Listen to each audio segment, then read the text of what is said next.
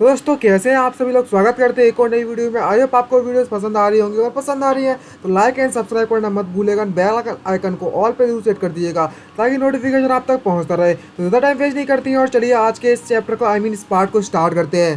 तो last part में आपने देखा था कि किस तरीके से जेन ने अपनी फाइट करने की सारी तैयारी कर रखी हुई होती है और हमारे प्रेजेंट में आती है कहानी जो कि वापस से उसी डांजन के गेट पर पहुंच जाता है उसे फाइट करने के लिए। और अपनी तैयारी के तौर पर उसने वल्करीज की रिंग, वल्करीज का नेकलेस और वल्करीज की इयररिंग्स पहन रखी हैं। यह है कुछ स्पेशल आइटम्स है जो कि वल्करीज सेट से जाने जाते हैं और इनका जो पैसिव स्किल माना प्लंडरिंग इसे मिल चुकी होती है। और इन आइटम्स को पाने के बाद बाहर खड़े होते हुए कहने लगता है, मुझे लगता है ये आइटम्स काफ़ी होंगे और मैं अपनी सबसे ज़्यादा बेटर कंडीशन में हूँ उस समय पर फाइट करने के लिए। तो अब मुझे लगता है मुझे अंदर जाना चाहिए। और वो बॉडीगार्ड से कह देता है, अब मैं अंदर जा रहा हूँ, उससे परमिशन लेते तरीके से और वह कोड खोल देता है। तो तभी हमें आता है जय उनको जो कि वहाँ पर खड़े होकर देखने में लगा हुआ है और देखते हुए क्या लगता है क्या अब हमें स्टार्ट करना चाहिए। और वह उस डांजन में एंट्री कर लेता है जिसके कारण उस पर नोटिफिकेशन दबा दबा के आने लगते हैं और उसका जो न्यूरोनिक सिस्टम है नोटिफिकेशन भेज सकते हैं। कहने लगता है कि तुम डांजन में एंटर कर चुके हो। न्यूरोनिक सिस्टम होने के कारण तुम्हें एक स्पेसिफिक एरिया पर ट्रांसपोर्ट कर दिया गया है और लैंड ऑफ द डेड में तुम्हें भेज दिया गया है। तभी वह वापस से उसी जगह पर पहुंच जाता है और सीधे आकर धड़ाम से गिरता है और आसपास का देखता है तो वो वही एरिया होता है जहाँ पर पिछली बार आया होता है और उस अनडेड मॉन्स्टर से फाइट कर रहा है। और तभी आसपास देखते हुए महसूस करते हुए कहने लगता है, मन में सोचते मैंने पहले इस बारे में महसूस नहीं किया इसको, लेकिन यहाँ पर जो इतना ज़्यादा डरावना और टेरिफाइंग माना है ये हर जगह पर इन्फ्यूज हो रखा है और जितना भी माना है वो नाइट शेड का हो जरूर। और अगर मैं इस नाइट शेड को यहाँ पर हरा दूँ तो मेरे चांसेस है उस गॉड से मिलने के जिसका नाम हेल है, जो मुझे पिछली बार मिली थी और उसने मेरे सवालों के जवाब भी नहीं दिए थे। यहाँ पर उसने पिछले एपिसोड में बताया था कि कुछ एडवर्सरी और लोकी के बारे में और कहता है मैं अभी भी इस बात को लेकर टोटली कंफ्यूज हूँ और मुझे इसके बारे में और जानना है। तभी वहाँ पर एक अनडेड आकर उस पर अपना एरो शूट कर देता है, लेकिन वो अपनी माना शील्ड का इस्तेमाल करता है और अपने आप को बचा लेता है और कहने लगता है मुझे अभी इस नॉर्डिक सिस्टम के बारे में भी जानना है। ऐसा मेरे पास बहुत सारी चीज़ें हैं जो मुझे उससे जानना है। और वह देखता है जिस बंदे ने जिस अनडेड ने उस पर अटैक किया उसको घूरने लगता है और जैसे ही पीछे मुड़कर देखता है तो वहाँ पर पहले के मुकाबले में काफ़ी ज़्यादा अनडेड्स खड़े हो जाते हैं। यहाँ पर वो उस समय की बात को याद करता है अपने टीचर की जो कि उसकी साइंटिस्ट टीचर है। उसने उससे कहा था कि मैं तुम्हें एक ऐसी बैटल टेक्निक सिखाने वाली हूँ जिसको अभी तक इस दुनिया में किसी ने नहीं सीखा है। जो वॉरियर्स होते हैं वह ऐसे मैजिक स्वॉर्ड्समैन के नाम से भी जानते हैं, लेकिन इसमें सबसे ज़्यादा इंपॉर्टेंट चीज़ है वह हाइब्रिड कॉम्बैट पावर है जो कि मैजिक और फिजिकल एबिलिटीज़ का इस्तेमाल करते हैं। और आज तक कोई भी इस चीज़ को करने में आज तक सक्सेस नहीं हुआ है क्योंकि एक जो वॉरियर होता है वह एक लॉन्ग रेंज मैजिशियन जितना पावरफुल नहीं होता और एक मैजिशियन एक वॉरियर जितना पावरफुल नहीं होता। दोनों अपनी अपनी जगह पर ठीक रहते हैं, लेकिन अगर मुझे हाइब्रिड पावर कॉम्बैट पावर सीखनी है, स्टाइल सीखनी है, तो मुझे दोनों के दोनों इस्तेमाल करना होगा अपनी फाइटिंग स्टाइल में। और मैं जबकि एक मैजिशियन बन चुका हूँ तो मेरी जो एबिलिटी है वो क्लोज कॉम्बैट में मुझे और भी बढ़ानी होगी और मैजिक का भी इस्तेमाल करना होगा साथ में। और इस तरीके से उस अनडेड को वहीं पर टपका देता और कहने लगता है ये मेरे लिए काफ़ी तो ऑकवर्ड पोजीशन थी, जो चीज़ मैंने की थी वो दोनों के लिए ही काम नहीं करती है। लेकिन यहाँ पर अलग बात है, अगर तुम इस टेक्निक का इस्तेमाल करो। इसकी टीचर इसे सिखाने के लिए तैयार हो जाती है टेक्निक, जिस टेक्निक को अभी तक किसने भी इस्तेमाल ना किया। और तभी वह बंदा जो जेन होता है वो उस गोश्त को वहीं मार देता है अनडेड को, जिसके कारण उसे कुछ पॉइंट्स मिल जाते हैं और कई सारे नोटिफिकेशन आना स्टार्ट हो जाते हैं।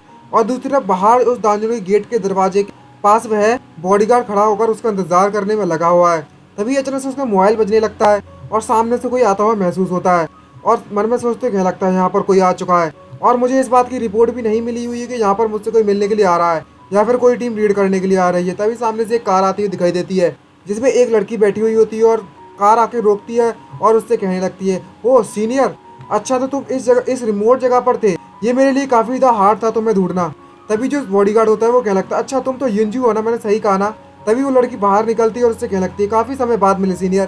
तभी वो अपना वेपन वापस से अंदर रखता है और कहने लगता है, आखिरकार तुम यहाँ पर क्या कर रही हो, तुम्हारे गिल्ड के बारे में क्या। लेकिन वो लड़की तो बिल्कुल भी ऐसा लग रहा है उस पर ध्यान देना ही नहीं चाहती और अपना मोबाइल देखते मोबाइल चलाते इग्नोर करती है और कहती है, मैं इस समय पर अपनी जॉब करने के लिए आई हुई हूँ और अपने गिल्ड के द्वारा कुछ दिया गया काम है वो निपटा रही हूँ और मुझे लगा कि मुझे तुम्हें देखने की जरूरत पड़ेगी।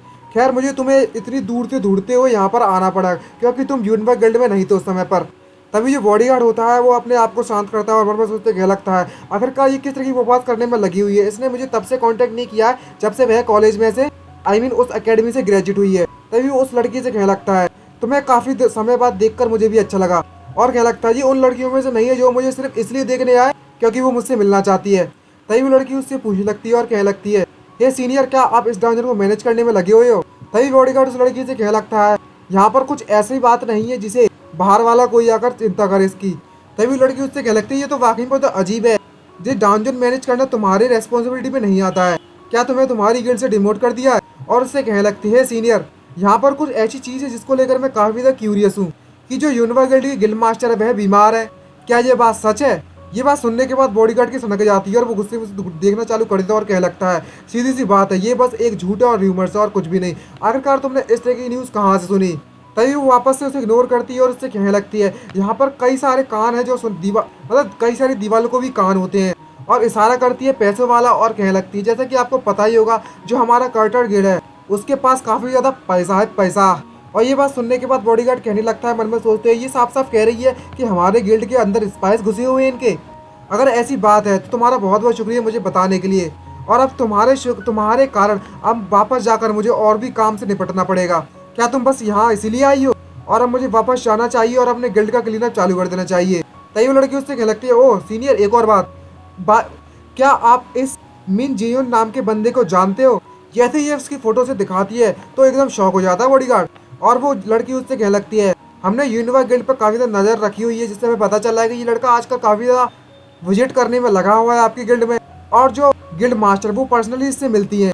मैं आपसे पर्सनली पूछना चाहती थी, क्या यहाँ पर कोई खास रीज़न है इसका?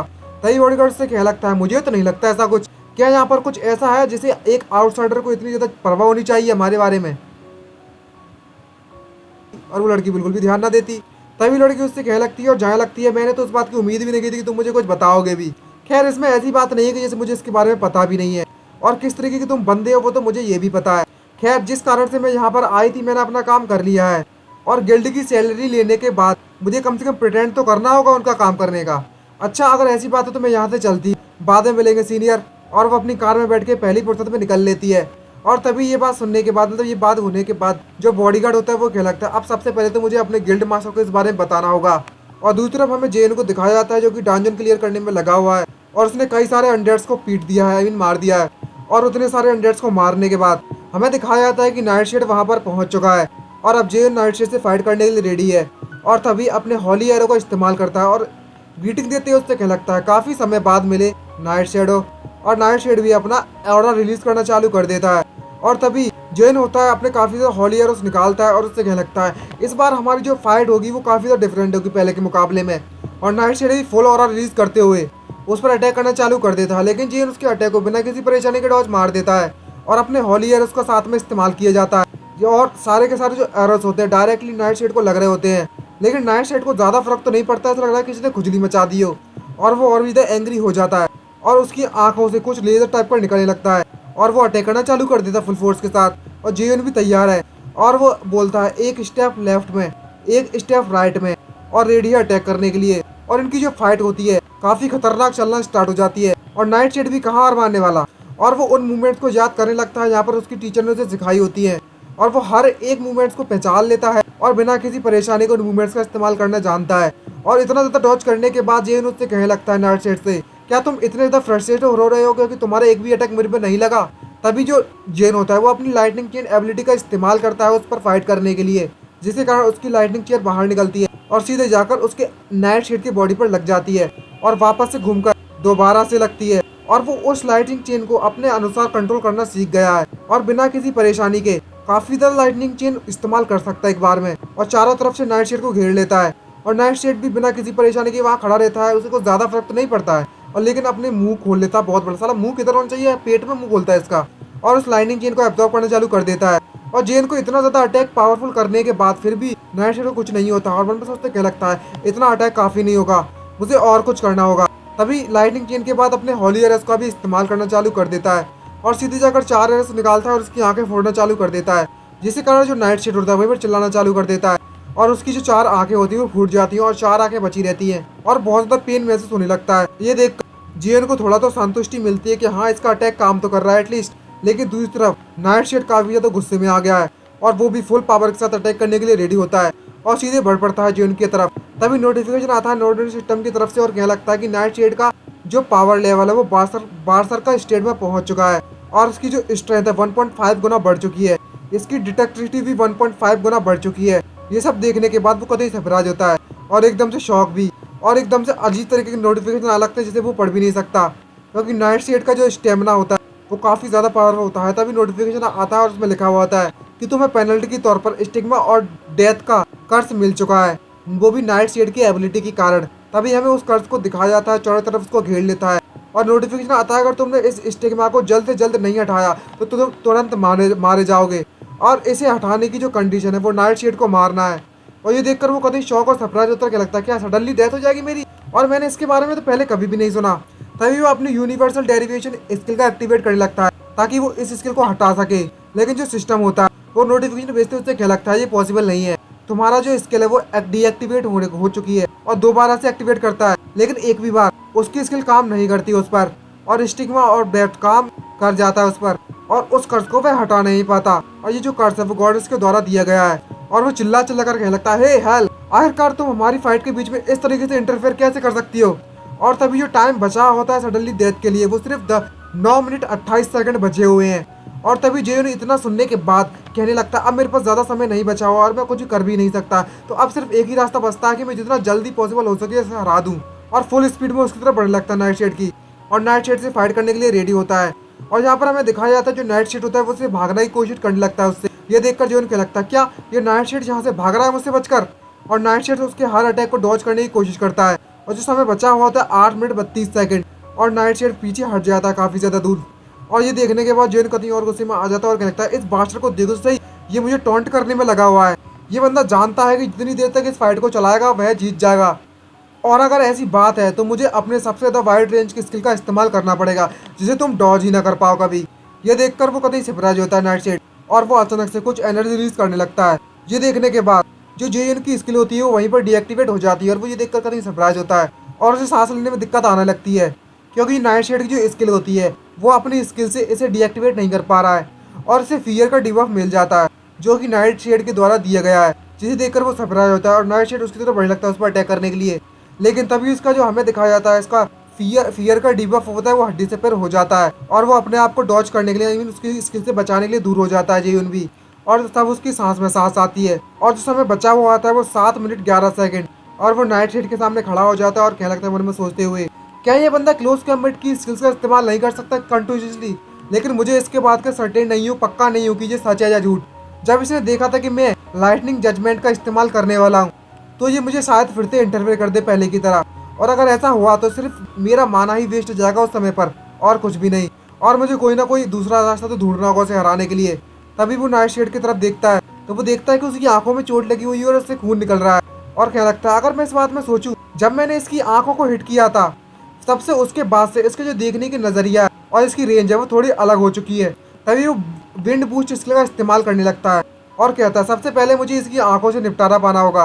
तभी नोटिफिकेशन आता है कि तुम्हारी जो बॉडी है वो विंड की पावर से भर चुकी है, तुम्हारी डिटेक्टिविटी टेम्परेली इंक्रीज हो चुकी है और उसकी रफ्तार काफ़ी गुना बढ़ चुकी हुई होती है, बिल्कुल ऐसा फ्लैश बन चुका है। और नाइट शेड ये सब देख रहा है और देखता है कि ये मुझ पर अटैक करने वाला है और वो भी तैयार हो जाता है। लेकिन दूसरी तरफ जिन को दिखाया जाता है और उससे क्या लगता है क्या तुमने मुझे बेवकूफ़ समझ रखा है जो तुम्हें लगता है कि मैं डायरेक्टली तुम पर अटैक करूंगा, और हंसते हुए आसमान की तरफ अपना हाथ करता है और फ्लैश बॉम्ब का एक्टिवेट करता है, जिसके कारण वहाँ पर जोरदार लाइट चमकती है और सब लोग उसकी जो आंखें होती हैं वो कुछ देख नहीं पाती नाइट शेड की, और वहाँ पर हर जगह सिर्फ चमका रहती है। और दूसरी तरफ लाइटनिंग चेन इसका इस्तेमाल करने लगता है साथ ही साथ में, और उस नाइट शेड को पेल देता है आई मीन मारना स्टार्ट कर देता है, जिसके कारण वहाँ पर कुछ भी दिखाई नहीं देता उसे, और बिना किसी परेशानी के जेन अटैक कर सकता है उस पर, और बोलता आखिरकार मैंने इसे हरा ही दिया, तू कमीने बास्टर्ड कहीं के। तभी वहाँ पर एक जोरदार धमाका होता है और उसे नोटिफिकेशन आता है ये तुम्हारा टाइम बचा हुआ है 4 मिनट 11 सेकंड का, और लेकिन वहाँ पर और भी ज़्यादा डेड मॉन्स्टर को समन कर लेता है नाइट शेड और कहने लगता है अब बच के दिखाओ। ये बात देखने के बाद जेन उससे कहता है तुम वाकई में बहुत ज़्यादा कमीने इंसान हो, अभी तक हार नहीं मान रहे हो, तुम्हारे पास अभी भी इतनी एनर्जी बची हुई है, तुम उसका इस्तेमाल समन के लिए कर रहे हो, लेकिन तो क्या हुआ, तुम मुझे इतनी आसानी से नहीं हरा पाओगे। तभी वो अपने आप को हील कर लेता है अपनी सेक्रीफाइस स्किल से, और कहने लगता है ये काफ़ी ज़्यादा लेट है, और वो अपनी स्किल का इस्तेमाल करने लगता है, और जैसे ही अपनी सेक्रीफाइस स्किल का इस्तेमाल करता है उनके खिलाफ तो वो इसलिए इसके लाइट जजमेंट में बदल जाती है, और वहाँ पर टाइम चलने लगता है कि 3 मिनट 46 सेकंड बची हुई है, और इस तरीके से इसके जो टाइम होता है वो धीरे धीरे धीरे करके निकल लेता है और 30 सेकंड बची हुई होती है और लास्ट की 10 सेकंड में वो अपनी फुल पावर को रिलीज कर देता है। 7, 6, 5, 4 और लाइटनिंग जजमेंट का इस्तेमाल कर लेता है। और जिस तरीके से स्किल का इस्तेमाल करता है ना, उसके कारण वहाँ पर जोरदार धमाका होता है होली पावर का। और तभी नोटिफिकेशन आता है कि तुमने नाइट शेड को हरा दिया है, तुम्हें टाइटल मिल चुका है। वह बंदा जो कि अपने फर्स्ट ट्रायल में कामयाब रहा। ये बात देखने के बाद जो गॉडेस होती है वो हंसना चालू कर देती है और इसकी इस तरह की फाइट देखने के बाद कहने लगती है, आखिरकार यहाँ पर एक ऐसा रीजन था जिसके कारण लोकी ने इस बंदे को चुना है। अब समझ में आया है मुझे। हे चाइल्ड, तुम मेरे टेंपल की तरफ बढ़ो, मैं तुम्हें अपने टेंपल पर इनवाइट करती हूँ। बुरी तरीके से नाइट शेड को हराने के बाद गॉडेस उसे अपने टेंपल की तरफ इनवाइट करने लगती है और हेल्स के टेंपल की जो एंट्री गेट होती है वो खुल जाता है और उसका जो खुलने का अलग ही अंदाज है। और उसके सामने जस्ट एक टेंपल प्रकट हो जाता है जिसको देखकर वो कभी शॉक और सरप्राइज होता है, हम भी होते हैं। और वो सामने देखता है तो एक बहुत बड़ा टेंपल उसके आ जाता है और क्या लगता है, अच्छा तो ये है हेल्स का टेंपल। तभी वहाँ पर किसी मॉन्स्टर को घुर्राते हुए दिखाया जाता है जो कि अपनी बड़ी बड़ी आंखों से घूर रहा है। ये देखकर वो कतई डर जाता है और अपने आप को गार्ड ऑन कर लेता है। लेकिन वो मॉन्स्टर जो डॉग होता है, वो मॉन्स्टर ही कह सकते हैं उसको, वो अपना ऑरा रिलीज करने लगता है इसके खिलाफ। ये देखकर जेन डर जाता है और वो डॉग कहाँ हार मानने वाला, और वो उस पर अटैक करने के लिए रेडी होता है। लेकिन तभी जो गॉडेस होती है उस डॉग को शांत कराती है और कहती है हमारे गेस्ट को अंदर लेकर आओ। और वो मॉन्स्टर उस पर अटैक करने के लिए वहीं पर रुक जाता है और जेन को उस समय पर कुछ नहीं करता और उसे अंदर की तरफ गाइड करना चालू कर देता है। और तभी जेन मन में सोचते क्या लगता है, आखिरकार मैं फाइनली इस टेंपल पर आ ही गया अंदर। और वो उस डॉग का पीछा करने लगता है और वो अंदर पहुंच जाता है टेंपल के और चिल्लाते हुए क्या लगता है, हेल, मैं तुमसे मिलने के लिए आया हूँ। तभी उस डॉग का पंजा दिखाया जाता है जो कि वहाँ पर जाकर बैठ जाता है। तभी हेल उससे कहने लगती है, मैंने इस बात की उम्मीद नहीं की थी कि तुम सच में यहाँ पर पहुँच जाओगे। और वो अपनी असली बॉडी में वहाँ पर प्रकट हो जाती है और उसे मुबारकबाद देती हुए कहने लगती है, तुम्हें बधाई हो एडवर्सी की किस्मत के साथ पैदा होने वाले बंदे, और जो ट्रायल मैंने तुम्हें दिया तो उसे पास कर कर तुमने काफ़ी ज़्यादा अच्छा काम किया है।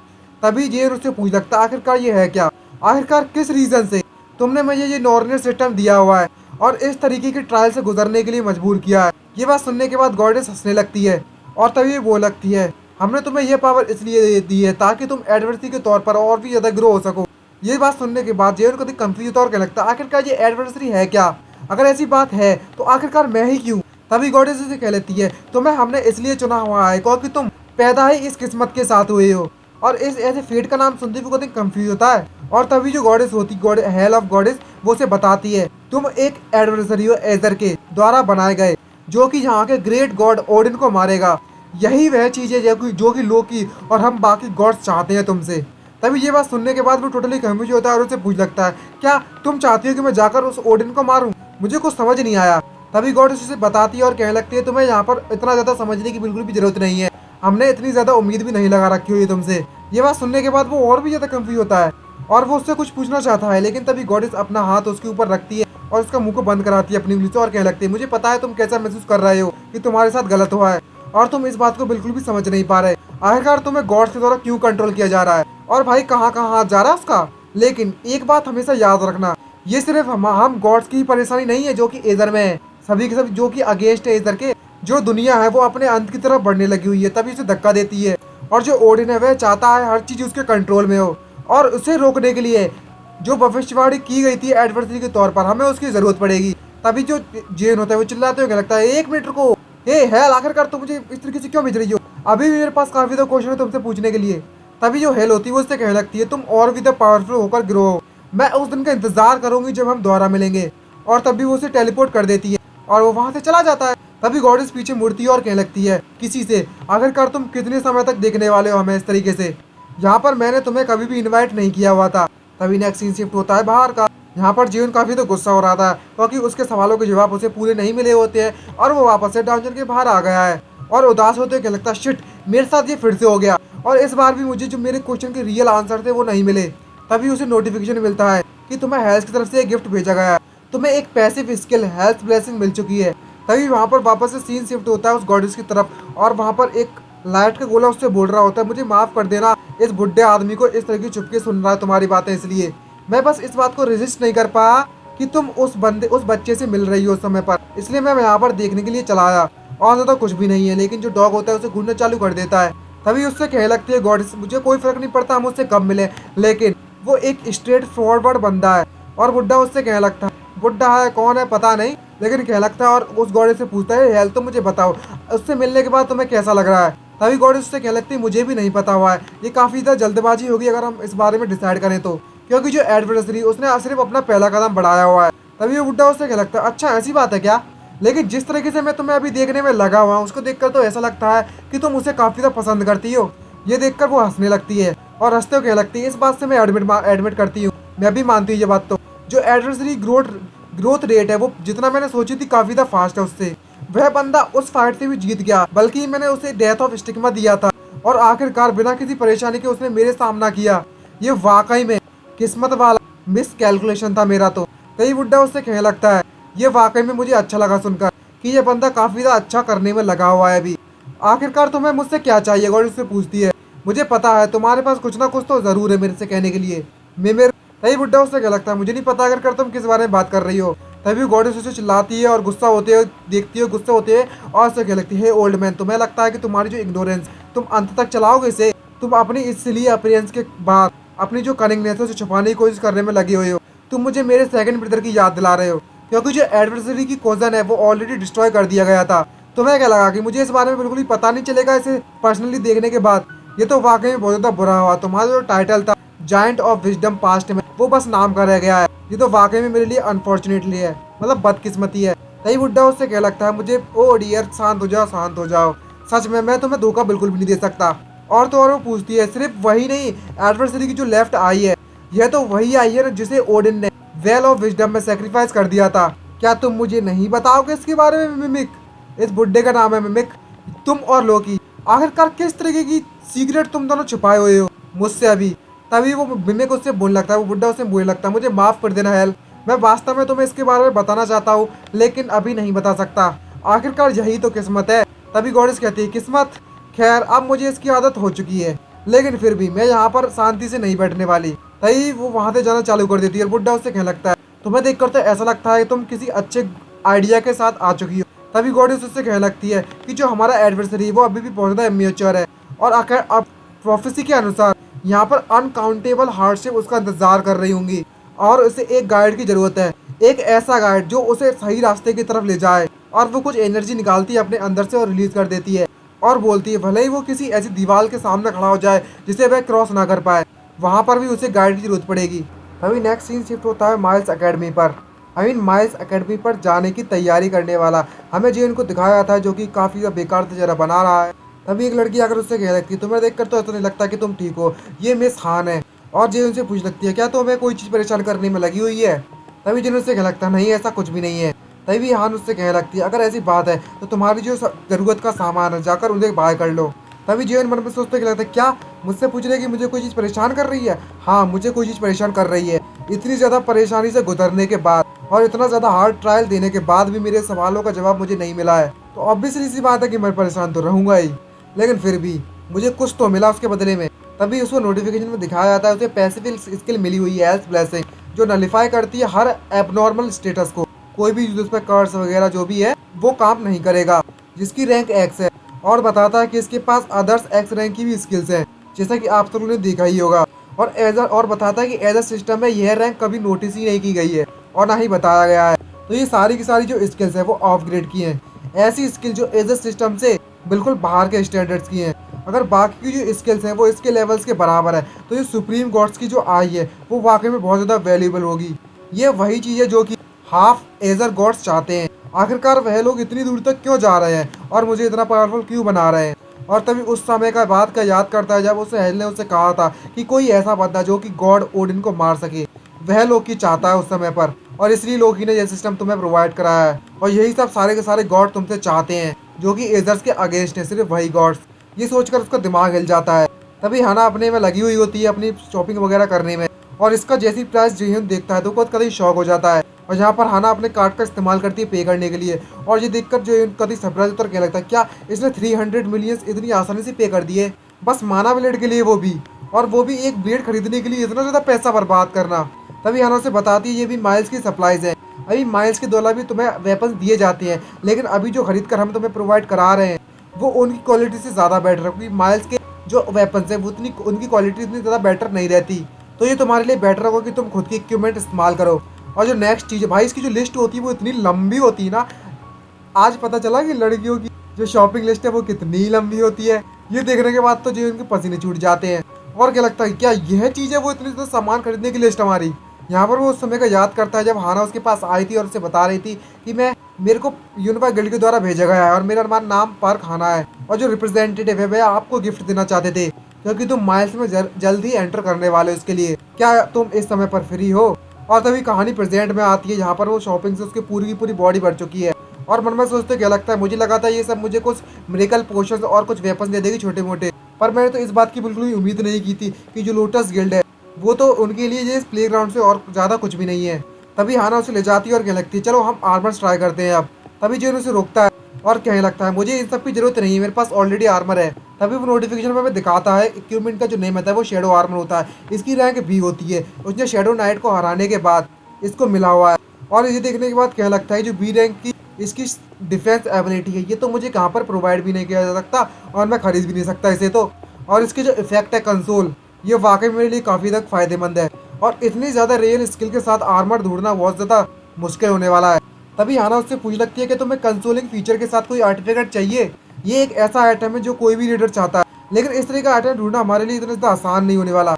तभी जिन्होंने से क्या लगता है नहीं मैं बस एक्सीडेंटली सोचने में लगा होता ज़्यादा तेज, तो मुझे ऐसा कुछ नहीं जरूरी, तुम्हें ज़्यादा मत सोचो तो बेटर रहेगा। और वैसे भी यहाँ पर ज़्यादा लोग नहीं है जिन्होंने इस स्किल को सीखा होगा और तो और इस आइटम का पाना बहुत ज़्यादा मुश्किल होता है। ये तभी पॉसिबल है जब तुम्हारा लक बहुत ज़्यादा हाई हो। और हाना ने बताती है कि पूरी की पूरी कोरिया में सिर्फ एक ही बंदा जिसके पास कंसोल स्किल है, वो भी मेरा ब्रदर। ये सुनकर जेन सरप्राइज होता है, कहता तुम्हारा ब्रदर? मैनेजर पार्क सुंग जी तुम्हारे ब्रदर है? तभी वो हाना उससे बोलने लगती है क्या तुम्हें ये बात के बारे में पता नहीं है? ये सोचने के बाद तो उसका पूरा का पूरा दिमाग हिल जाता है, भाई ऐसा कैसे पॉसिबल है, इसकी पर्सनैलिटी देख उसे कहीं से मैच नहीं हो रही। और तभी हाना वहाँ से जाने लगती है और कहने लगती है अगर यहाँ पर तुमने अपना डिसीजन ले लिया तो हम आर्मर सेक्शन को यहाँ पर स्किप करते हैं और अदर वेपन पर जाते हैं। और वो वहाँ से चली जाती है और पीछे से बस जेन देखता रह जाता है और कहता है जरा एक मिनट रुको, इन दोनों की जो वाइब्स है वो टोटली डिफरेंट है। तभी अचानक से हमें दिखाया जाता है इसकी जो आँख होती है गॉड ओडिन की आई वो एक्टिवेट हो जाती है और उसे कुछ महसूस होने लगता है और क्वेश्चन मार्क के साथ एग्रीज विद द यूजर लिखकर आता है। और अचानक से उसे कुछ नोटिस होने लगता है वही लाइट टाइप का और कुछ महसूस होते वो माना को महसूस करता है और कहने लगता है कि यह वह लाइट नहीं है जो मुझे उस ट्रेजर गेट से मिली हुई थी जब मुझे वह पहली बार आँख मिली थी, तो इसी लाइट ने मुझे कहीं पर भेजा था, मतलब उस गॉड आई की तरफ। तभी वो भागना चालू कर देता है और उसका पीछा करने लगता है। लेकिन जो हाना होती है वो एकदम कंफ्यूज होती है और कहने लगती है जेन आकर तुम कहाँ जा रहे हो? तभी पार्क उस मतलब जेन उससे कहने लगता है जरा मेरा इंतजार करो यहीं पर।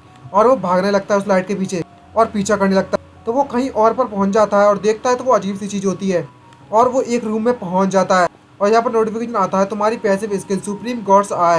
वह एक ऐसी चीज़ है जो इल्यूजन के बाहर भी तुम्हें दिखा सकती है सच्चाई। तुम्हारी जो लोअर रैंक की स्किल वह अनलॉक्ड हो चुकी है, डिटेक्शन स्किल तुम्हें मिल चुकी है। डिटेक्शन की रैंक तो देखो भाई एक्स की होती है। और ये सब देखने के बाद वो कभी कंफ्यूज बहुत ज़्यादा शॉक होता है और कहता है आखिरकार ये सब चल क्या रहा है। यहाँ पर जो नोटिस सिस्टम नोटिफिकेशन भेजता है और बोलता है कि तुम्हारा जो नोटिस सिस्टम है उसने तुम्हारी डिटेक्शन स्किल को एक्टिवेट कर दिया है। तभी ये चंद नेक्स्ट सीन शिफ्ट होता है, कहीं पर किसी बंदे को फाइट होते हुए दिखाया जाता है जो कि फाइट कर रहा है और इसे काफ़ी ज़्यादा परेशानी आ रही है। और हमें एक बंदे को दिखाया जाता है जो कि उस डुएल में जीत चुका है। तभी कोई आकर बोलता है तुम जीत गए हो और इस बंदे का नाम हायोन होता है। तभी एक चश्मुद्दीन आता है उसके पास और कहने लगता है कितनी ज़्यादा आसान जीत थी, आखिरकार जो तुम्हारा अपोनेंट था उसकी जो डुअल विक्ट्री हिस्ट्री है वो काफ़ी ज़्यादा अच्छी थी, लेकिन इंटेलिजेंस में जो डिफरेंस है दोनों के बीच का वो काफ़ी ज़्यादा है। आखिर यहाँ पर एक रीज़न जो है जो सभी लोग इसे फ्यूचर का एस रैंकर कहते हैं। तभी वो बुढ़ा आता है और उससे कहने लगता है तुमने काफ़ी अच्छा काम किया और हमें पता चलता है ये इस बंदे के फादर थे। तभी उसके फादर कहने लगते हैं कि तुम्हें इतना ज़्यादा खुश होने की जरूरत नहीं है, ये एक ऐसा मैच था जिसे तुम्हें जीतना ही चाहिए था। तभी लड़का उससे कहने लगता है हाँ मुझे पता है। तभी उसकी डेट कहने लगते हैं अब तुम्हें नेक्स्ट वीक के लिए तैयार होना होगा जबकि तुम्हारा मैच यहाँ पर खत्म हो चुका है और मुझे तुम्हारे लिए कुछ चीज़ें भी खरीदनी है जाकर, और एक बार तुम शावर ले लो, नहा लो, तैयार हो जाओ तो वापस से आ जाना नीचे।